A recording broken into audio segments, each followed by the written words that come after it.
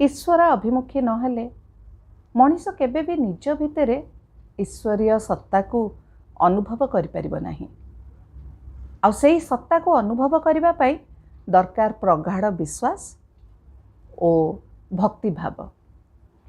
जय जगन्नाथ। आजिर अनुभूति लेखिकी पठेइचंती श्रीमती मनोरमा मिश्र। श्रीमती मिश्रंकर एई अनुभूति प्रकाश पाइछि अपरिसीम श्री जगन्नाथ बही रे, जहाकू संकलन एवं संपादना करती श्रीजुक्त पीतवास राउतराय। श्रीमती मनोरमा मिश्रंक कहवा अनुसार से तांको घरे ठाकुर घरे केबे भी जगन्नाथंकर फोटोटी भी रखी नथिले।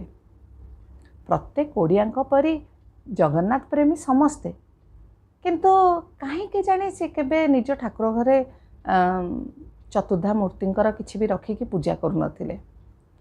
से किंतु नित्यदिन पूजा करती साई बाबा को बहुत विश्वास करती। से मध्य यह लिखिचंती जे बोधवे एइथिपाई से जगन्नाथ को रखी नथिले कहीं ना व्यवसायी पाई कि तांको अनेक टाइम रे बहुत समय पाई कि घर तो बाहर को जावाक पड़े, घर बंद होकर रहे। तो तांको मन रे आसे जे प्रभु को रखिकी सबुदिन धूप टिके भोग टिके जदि न लगे पारिबी ताहले कोन उचित हबो। सेतिपाई हुए तो से ठाकुरंकर मूर्ति रखी नथिले बा फोटोटी भी रखी नथिले। एटी हेउची कोविड रो जो द्वितीय लहरी आसीथिला सेही समयर कथा। प्राय समस्ते आक्रांत होई सारिछु आमे कोविड द्वारा। श्रीमती मिश्रंक घरे मध्य तांकर सबु परिवार वर्गर सबु लोक माने कोविड द्वारा आक्रांत होइथिले। प्राय 15 दिन भितर समस्ते अल्प बहुत रे भल हो जाइथिले, किंतु श्रीमती मनोरमा मिश्र 15 दिन पर जानिबा को पाइले जे तांकर श्रवण शक्ति संपूर्ण भाव में चली जाइछि। तांको किछि सुना जाउ नहीं। बहुत व्यस्त हो पड़े।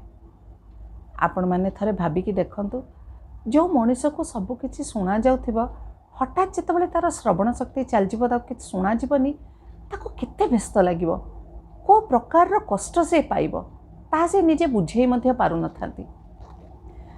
घरे समस्त बहुत व्यस्त होथांती। कौन हैला एमती कान कहार खराब हबार तो विशेष शुणी ना कोविड रे समस्तंकर नाकरे किछि बासना आसेनी एमती शुणीथिले, किंतु कान रे कहा को सुना जाएनी। जा भी हो एई व्यस्तता भितरे तांको स्वामी पिला माने तांको कहीं घरे एका छाड़ी जाई पारंतिनी। कहीं ना कहीं फेरिले कबाट बाड़ेले तांको सुना जाएनी, कॉलिंग बेल बजेले भी तांको सुना जीवनी। तो तांको एका छाड़ी के जिबे केमती, फोन कले मध्य तांको सुना जाउनी भलरे। सेतिपाई समस्ते व्यस्त हो जाइथिले। से व्यस्तता भितरे सबुदिन से बाबा को पूजा करती, सबुदिन प्रार्थना करती, बहुत करुण भावरे तांको जनाते निजर वेदनाटा को। श्रीमती मिश्र लिखिचंती जे दिने सोईथिबा बेले हठात तांको से स्वप्न रे देखुचंती जेमती बाबा आसिके तांकरी ठाकुर घरे जगन्नाथंकर गोटे फोटो लागिची, ता सामने रे ठिया होइकी धूप दीप चंदन सबू देकी पूजा करी चलचंती एवं जोर जोर शंख फुंकी चलचंती। से निदरे देखुचंती जे सी जाइके ठाकुर घरे ठिया होइकी आश्चर्य अनौचंती जे मो ठाकुर घरे जगन्नाथंक फोटो आसिला कोठू, मु तो रखिनी, बाबा आकु कोठू पूजा करचंती। आ से भितरे से जो बासना भी से पाई पारुचंती, चंदन धूप अगुर एई सबर बासना मध्य तांको आसुची। आउ तांको कान को सुना जाउची से शंखर ध्वनि एते जोरे बाबा बजाउचंती शंख जगन्नाथंक सामना रे। आउ तांको सुना जाउची जगन्नाथ स्वामी नयन पथगामी भव तुमे। सकाळु जेतेबेले निद भांगीची से सेतेबेले भाबुचंती मो नाक को तो किछि बासना आसुनी, मु खाली स्वप्न रे चंदन धूप ये सब बासना केमती पाइली, आ मो कान को तो सुना जाउनी। ताले ये सब ये शंखर ध्वनि आउ से श्लोक मते संपूर्ण भाव में परिष्कार भाव में शुणा केमती गला। चाहो क्या को घरे किछि कहि नांती। तांको स्वामी को कहले जे चलो टिके बो को देखा करी आसीबा। श्रीमती मिश्रंक माँ रुहंती साक्षी गोपाल रे। तो किछि न कहीकि श्रीजुक्त मिश्र से कार काढ़िले आ कहले चलो जीवा। दी जन जाक गले। हठात तांको मन रे आसिला ଯାଇକି ଦକ୍ଷିଣକାଳୀଙ୍କୁ ଦର୍ଶନ କରିବା ପାଇଁ। ସେଠିକି ମଧ୍ୟ ଗଲେ।